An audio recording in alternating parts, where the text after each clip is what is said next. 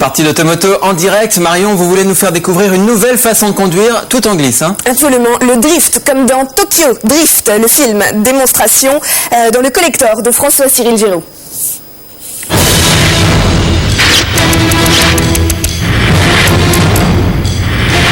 Drift? Comment ça, drift?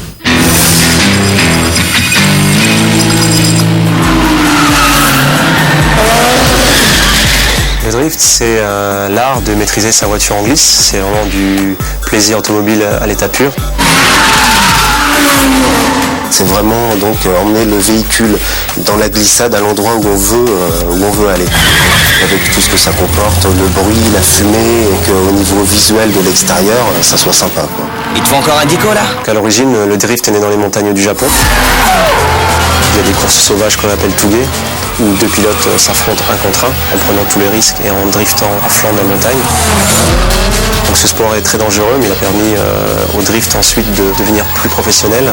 Et ce Touge en fait a été un vrai vivier de pilotes professionnels qui opèrent actuellement dans le monde entier. Et s'il fallait que tu m'inities en 2 secondes au drift? Ok, écoute mec, des techniques, il y en a plein. Il y a 2 grandes techniques qui ressortent du lot. La première technique, c'est le transfert des masses. Donc fatalement, il faut une propulsion.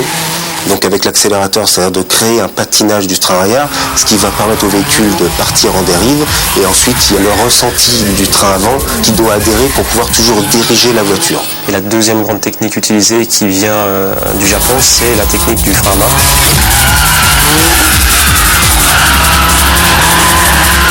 Quand on n'a pas trop de vitesse, on peut s'en servir. Ou alors pour déclencher une glisse assez tôt, avant de servir de l'accélérateur pour maintenir la dérive dans une courbe. Le petit devrait se détendre. Twinkie, il me faut un autre jeu. Oh là! Encore un? Non! T'en as bouffé 3 aujourd'hui déjà. La durée varie entre 20 minutes et une demi-heure suivant l'utilisation, quoi. Donc il faut prévoir des jeux de roues en conséquence. Même si le drift est récent chez nous en Europe, il faut savoir qu'il a démarré dans les années 80 au Japon. Donc tout d'abord dans la montagne, par ses Touge, il est même descendu dans la ville.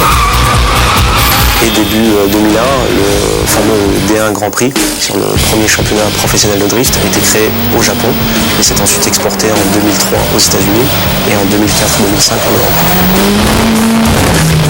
Dans le championnat 2006 de DRGP, la puissance des voitures est comprise entre 400 et 600 chevaux.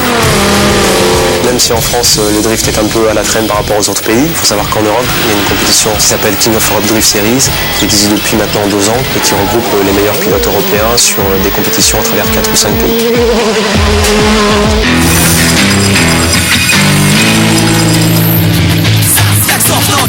Le drift, c'est bien pour la drague et pour plein d'autres choses, vu que le drift est un sport fun. C'est du fun à l'état pur, on se prend pas au sérieux. J'évite de glisser en ville au milieu des filles, on va dire joker.